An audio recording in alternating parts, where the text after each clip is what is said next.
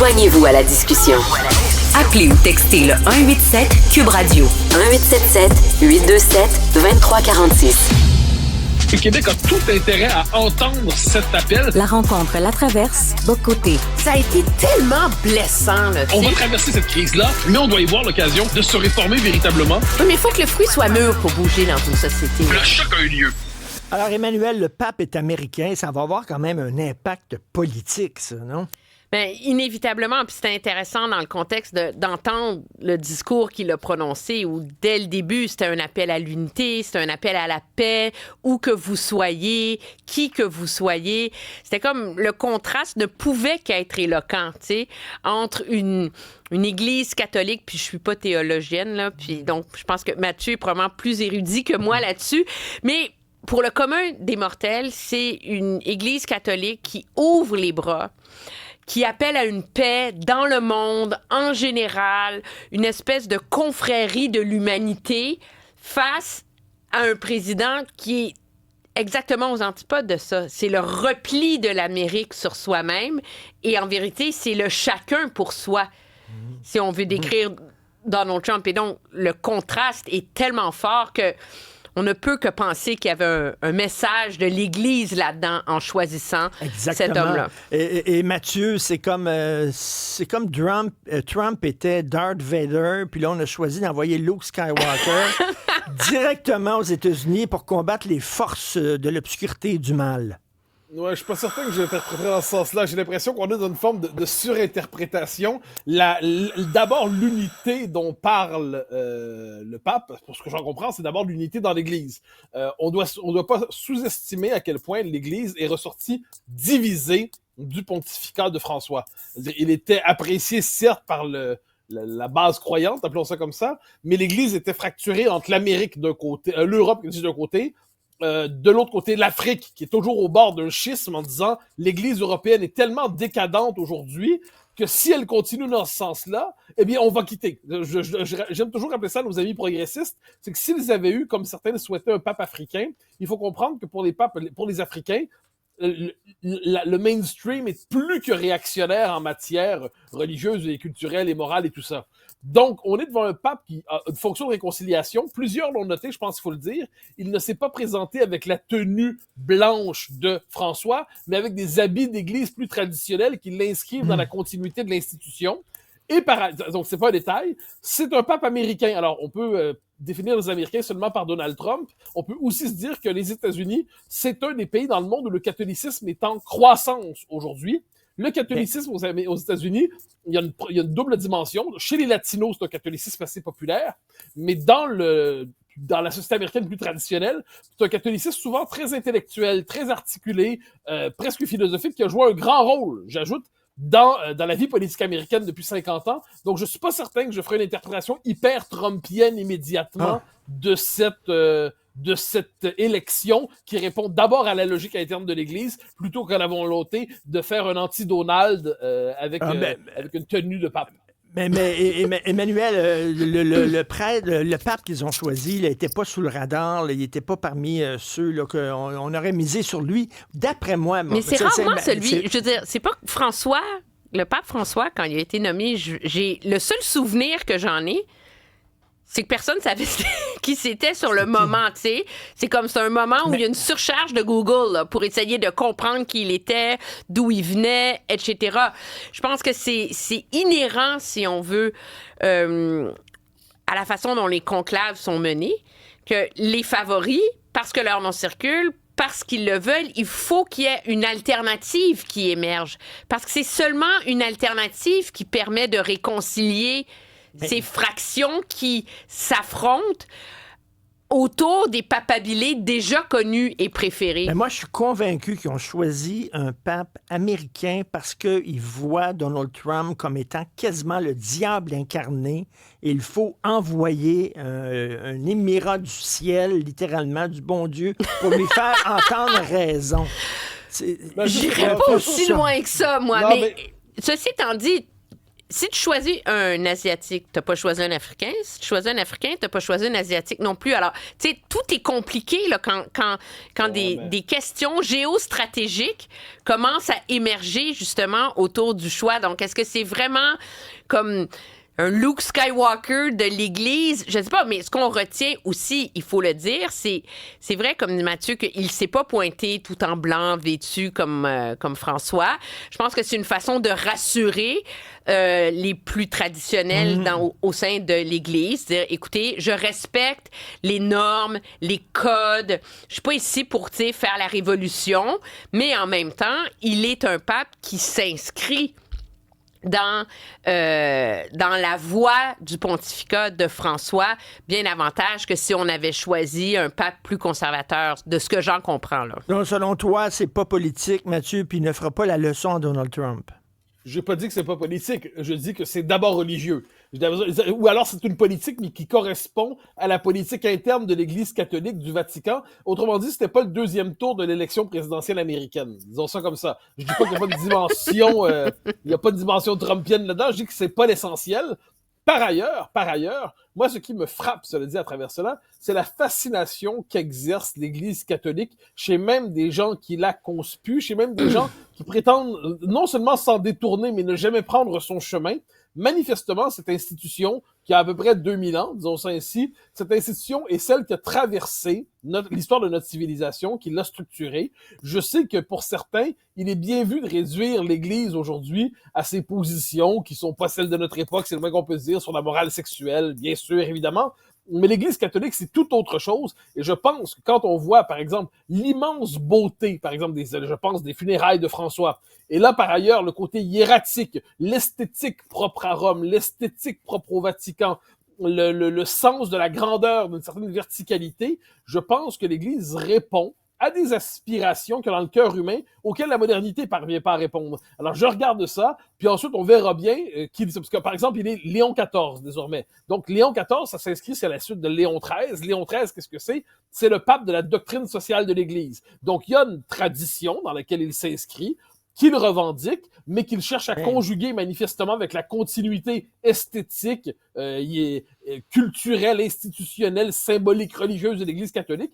Je pense qu'on doit garder ça à l'esprit, qu'on est devant une institution qui a connu l'Empire romain, la chute de Rome, qui a connu le Moyen-Âge, qui a connu la modernité, la Révolution, puis qui est encore là. Ça devrait nous dire quelque chose quand on la regarde un peu trop haut. En terminant, ça sera toujours notre point de discorde entre toi et moi. La religion, vraiment, là, c'est là-dessus, on en s'entend. Il y avait quelque chose d'universel dans ces propos-là. Je pense que t'as pas... Et moi, c'est ce que j'ai... C'est ce qui m'a frappé quand je me suis assise. J'ai réécouté, là, avec vraiment la traduction au bon moment, etc. Là.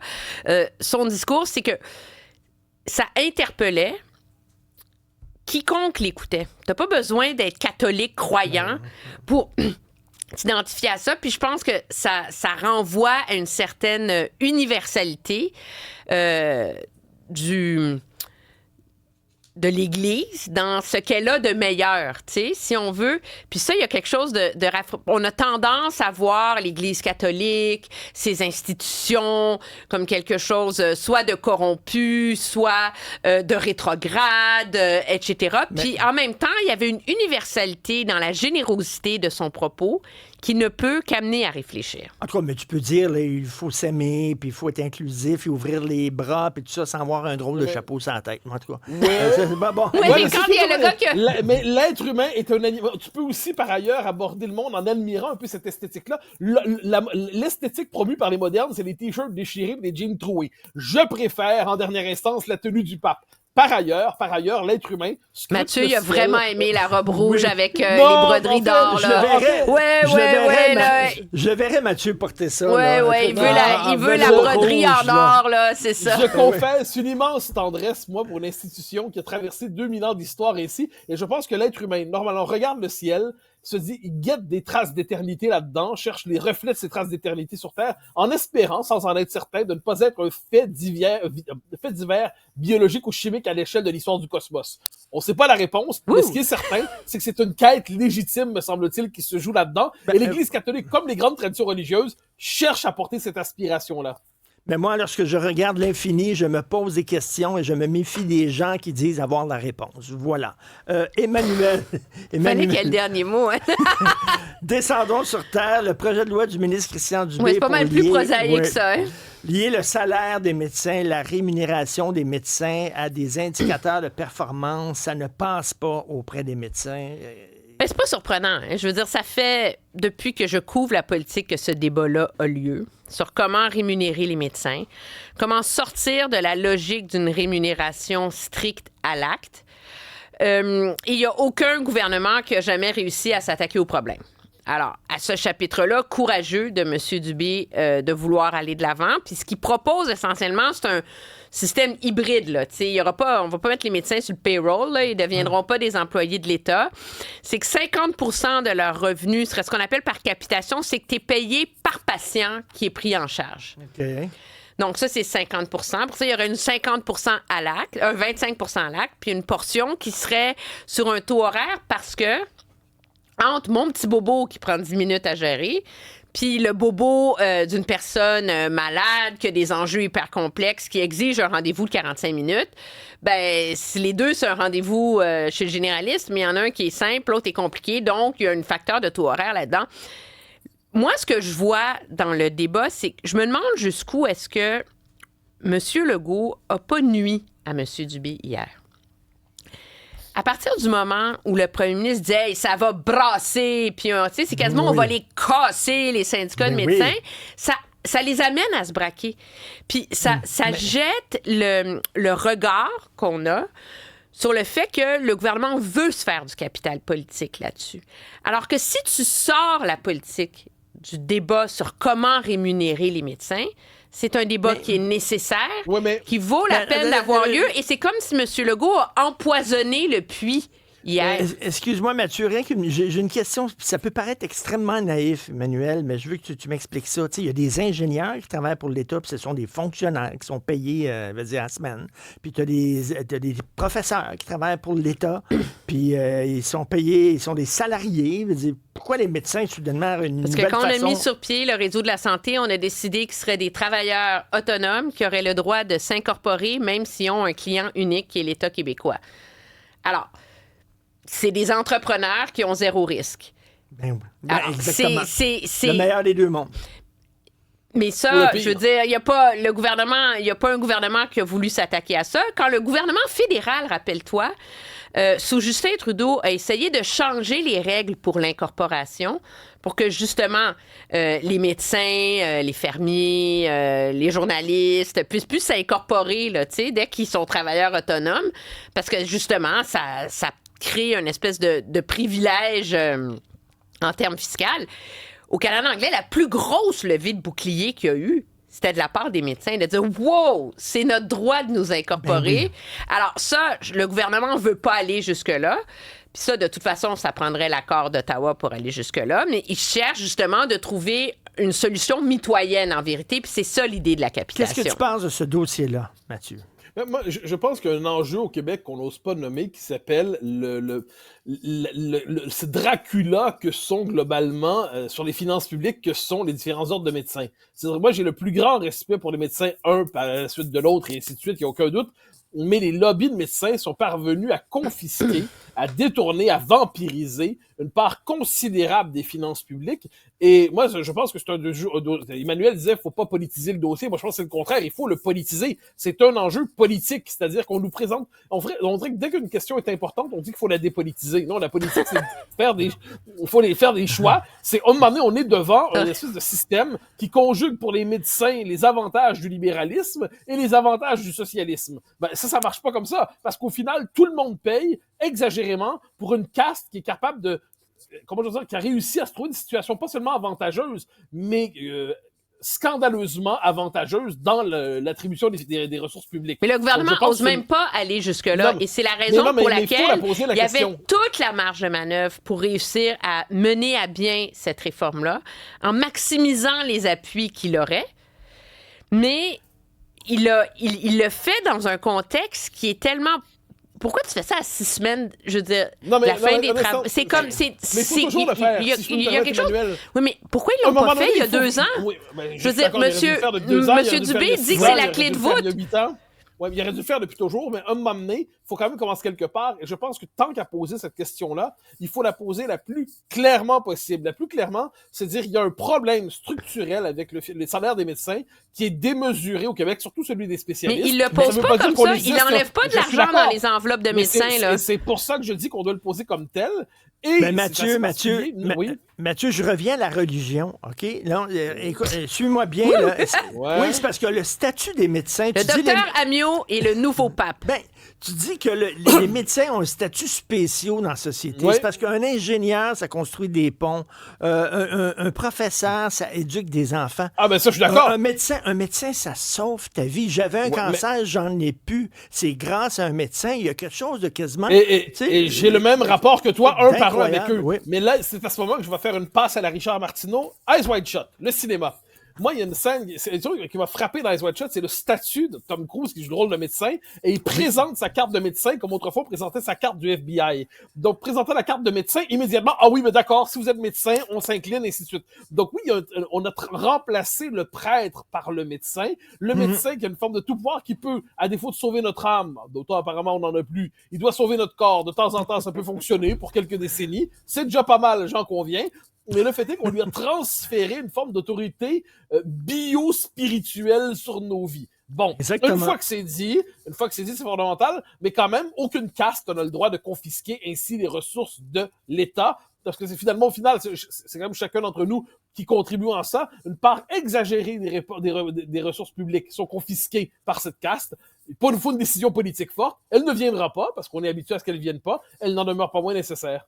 Est-ce qu'on peut dire à des médecins, vous avez des jobs formidables, extraordinaires, là, vous avez travaillé très fort, puis des jobs importants, mais vous êtes des travailleurs aussi comme les autres, puis à un moment donné, il va falloir tenir compte de notre capacité de payer. On peut-tu dire ça à des médecins? Non, parce qu'on n'est pas vraiment dans la capacité de payer avec ce projet de loi-là. Parce que pour pas se faire accuser de déposer une loi spéciale et d'aller, de contourner le processus de négociation qui a lieu en ce moment, M. Dubé dit, moi, je m'attaque au bout qui est mon droit de gérance. Comment je structure, je change la loi sur la rémunération des médecins, mais la négociation, l'argent, ça, c'est Mme Lebel qui va s'en occuper à la table des négos. Donc, on ne touche pas à tout ce que vient d'évoquer Mathieu dans les faits. Tout ce que le gouvernement vient faire avec ce projet de loi-là, c'est de dire maintenant, la structure salariale des médecins va être changée, mais le fameux bonus, le fameux 25 là, qui soudainement, là, tu vas seulement l'avoir si tu atteins les objectifs de performance. C'est même pas dans la loi, ça. Ça, c'est dans la négo, tu comprends-tu? Alors, c'est comme si on a tout mélangé ensemble. Mais sur le fond du projet de loi, je pense que le gouvernement a raison. Mais est-ce qu'il va être capable de convaincre l'opinion publique, convaincre l'opposition aussi qui le voit affaibli, qu'il le fait pour les bonnes raisons et non pas pour se générer une belle passe d'armes avec les méchants médecins sur qui on met tous les mots en même temps. Puis c'est un peu ça qui vient faire dérailler le débat. Mais pour monsieur et madame tout le monde, là, il regarde ça et il dit... monsieur et madame tout le monde... C'est pas étonnant que toute réforme du système de santé est impossible parce qu'il y a tout le temps des fédérations puis des syndicats mais il y a aussi un autre qui se élément. braquent. Mais il y a aussi, par ailleurs, le gouvernement de la CAQ a atteint un tel niveau d'incompétence historique qu'aujourd'hui, on a l'impression qu'il réussirait à échouer un test à faire 2 plus 2 égale, c'est pas trop, on verra, on pourrait en reparler, on pourrait faire une étude. Il y a quelque chose là-dedans, dans ce gouvernement. Moi, je reviens un instant sur Maisonneuve-Rosemont, que tout ce débat aboutisse à la promesse rigoureuse et résolue d'un parking, je trouve qu'il y a quelque chose là-dedans d'époustouflant. Donc, il gâche tout en soi. C'est un gouvernement pour lequel j'avais pas que de l'antipathie, loin de là. J'ai beaucoup d'estime pour certains de ses membres. Je pense que M. Legault, à sa manière, est un patriote compliqué, c'est un nationaliste compliqué, mais je doute pas qu'il aime le Québec. Mais au final, le gouvernement des comptables, le gouvernement des boys qui savent faire des affaires, savent gérer de l'argent, nous ont livré une situation historique absolument désastreuse en matière de finances publiques. Et dès qu'ils touchent à quelque chose, ça finit par se planter. C'est presque une question de méthode. Il faudra en faire une loi. Donc, à partir de ce moment-là, je pense qu'on a un légitime scepticisme, quel que soit le projet qu'ils vont engager. Mais en terminant, c'est vrai que quand même, M. Legault, des fois, est son pire ennemi, puis il a braqué les médecins en disant ça va brasser. Les médecins allaient être braqués de toute façon, Oui. on s'entend, là. Les médecins, puis c'est le rôle des fédérations de médecins, De pas, se braquer. de préserver les privilèges qu'on leur a accordés. C'est leur job, là. T'sais, c'est un syndicat dans les faits, là. Mais le problème, c'est que ça va brasser quand tu es en début de ton... Tu sais, tu es au lendemain de la pandémie, que tu as 80 d'appui, que tout le monde t'adore, puis c'est comme, oui, on est derrière vous, Monsieur Legault. Mais il n'y a plus ce pouvoir-là en ce moment. Et le problème, c'est que quand lui dit ça, mais dans un électorat où il y a 2 électeurs sur 3, plus que ça, qui veut le voir partir, ben tout d'un coup, s'il regarde là, M. Legault, il veut encore faire de la politique avec ça. Alors, je pense que pour lui, il y avait une façon d'envoyer le message qu'il était solidaire de la démarche de M. Dubé puis qu'il ne va pas le lâcher à mi-chemin comme Philippe Couillard a fait à Gaétan Barrette. Mais en même temps, moi, en tout cas, je suis convaincue que c'est venu empoisonner ce débat-là et donner énormément de munitions aux adversaires. Je vous donne ma bénédiction. Allez en paix. Salut. Bonjour. Ça, à demain. Salut. Adios.